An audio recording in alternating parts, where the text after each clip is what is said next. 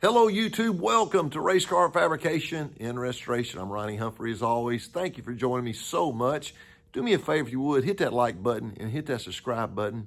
I would greatly appreciate that. On our last episode, which was part one of this 2005 Chevrolet Silverado Craftsman truck, we're going to get back on that thing today. This is our new series we're going to be doing. I'm looking forward to it. We got a lot of work to do, but as they say, how do you eat an elephant? You do it one bite at a time. So we're going to start on the small stuff today and see what we can get done. So right along with us, let's get busy.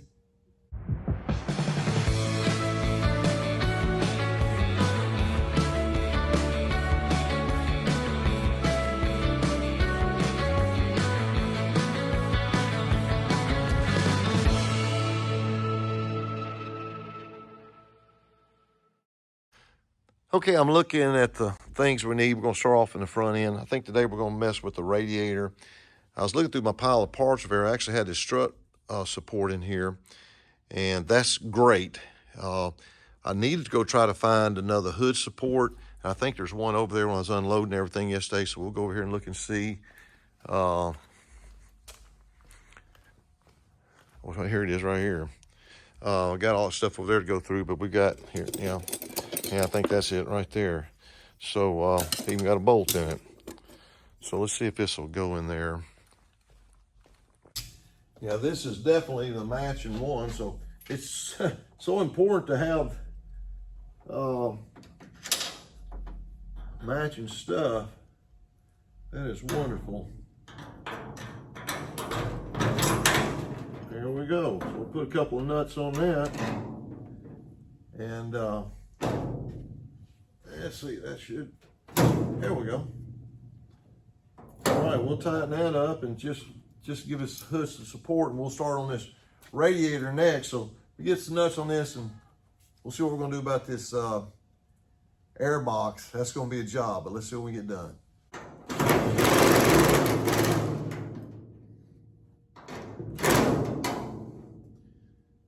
Okay. Well, that was pretty simple. So now we're gonna get the radiator, see if we get started on it. That's gonna be a pretty monumental task, but I want to see if we can get the radiator mounted today, get it solid in the truck. Then we will start trying to figure out what to do about the Airbox. So let's go grab the radiator, see what we got there. Okay, the way the radiator mounts this particular truck here, you've got about 3.5 inches. And the more I look at this, I think a lot of these parts came off of this truck when it was raced. It looks, for some reason, it was refurbished. It looks like they updated the body or something, and then the team sold it. I just can't figure it out. But yeah, that's going to be real close to going in. So let's see if we can set this thing in there.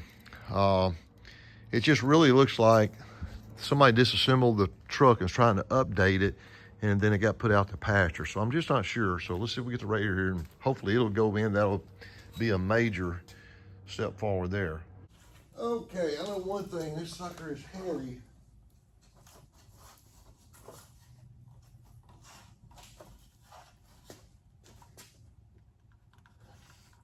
I sure hope that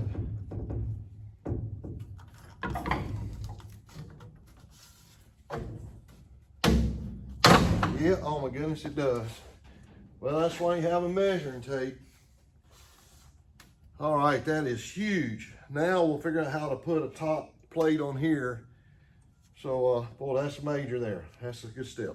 Okay, let's see what the next step is here to build something.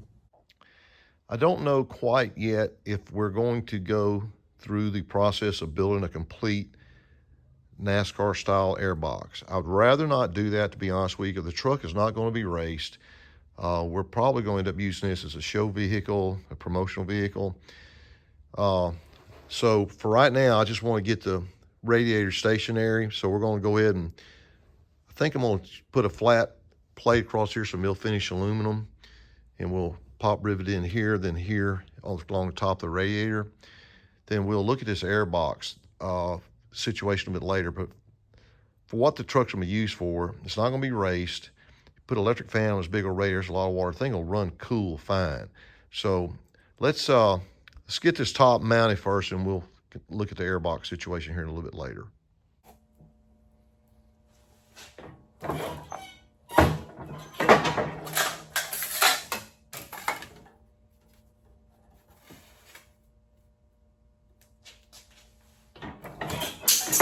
Okay, this should give us a rough start. I decided to go ahead and just use black because if we do build an airbox, I think black would look better. So we're going to go ahead and pick this top piece in black. So let's go ahead and see if it'll fit. The width is okay. We got a 3/4 inch piece of square tubing, so we're going to put a 3/4 inch 90 on this. Let's bend that. We'll let this side run wild and go from there. We'll have to notch out for our hood pin mounts as well, but let's put the 90 in here and go from there.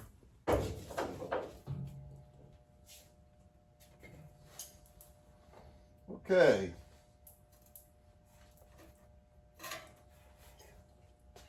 I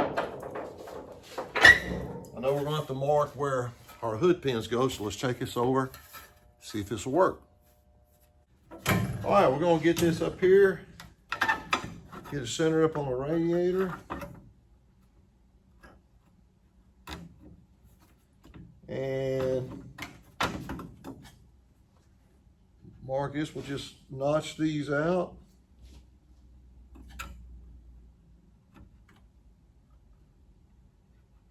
All right, that's simple. All right, let me get this notched out and we'll see if it'll fit.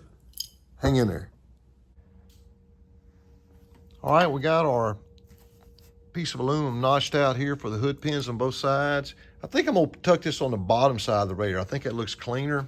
So I'm gonna come back, I'm gonna take about 1/8 of an inch of this off so I don't want it touching the radiator. Then we will rivet through the radiator this flange on top. It's a mounting flange, that's what it's for. So I think that looks a lot neater. So let's do that instead and see if we can get this thing mounted.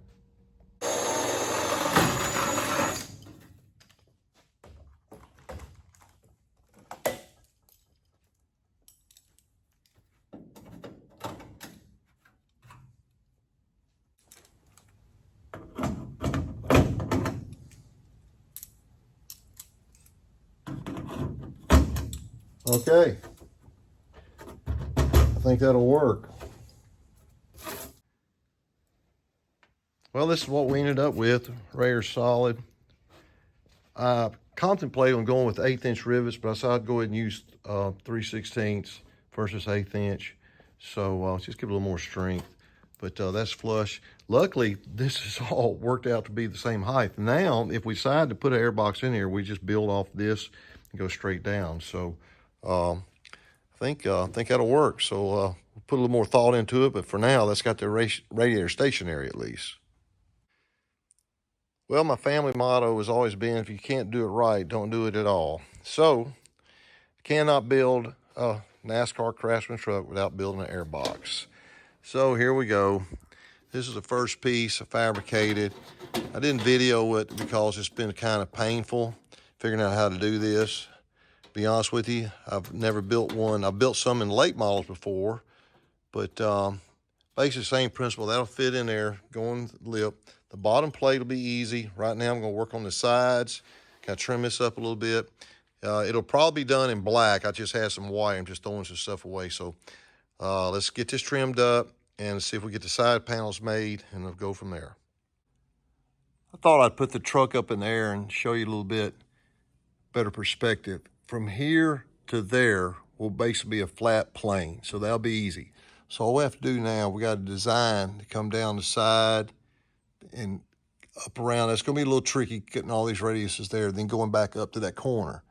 So that's what I'm working on now. Well, if this is correct and a lot of measuring, this should be close. And you're probably wondering why I'm not using cardboard like a normal person would. I've just got a bunch of this scrap aluminum. It's a big pile of it on the floor over there. And I'm just, I got a bunch down here. I'm just trying to cut a step out. Plus, I don't have any cardboard. Well, after much weeping and gnashing of teeth, this is what one side looks like. It's a rough cut.